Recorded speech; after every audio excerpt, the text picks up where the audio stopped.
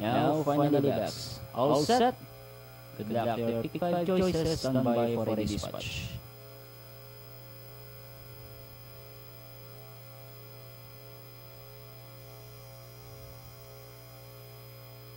The horses had gone out inside the gate, then the race has just begun. We have Alajero, jumps for Red, running in the middle portion. G's Queen racing on the outside comes Stone Ladder, running Battle Port Pearl Essence, Silver Wedding. Smart Tyler comes next, then followed by Weng Fei Lu and Hello Gorgeous.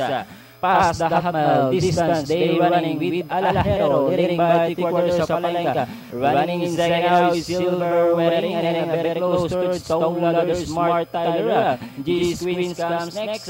Inside the last 600, no change with the leader. This one, Alajero, by about only Palenka. Then here comes Stone Ladder, moving up on the outside, running by the Smart Tyler. And as they turn for room, 3 runners fighting it out for the Smart Tyler takes the lead by about Palenka. Moving up once again, Alajero by the outside, and on the further outside comes Stone Ladder. And down the stretch they come. Smart Tyler, Alajero once again on the outside, Hello Gorgeous, and down the finish. Alajero this time by about 2 lengths over. Hello Gorgeous second, then comes Smart Tyler.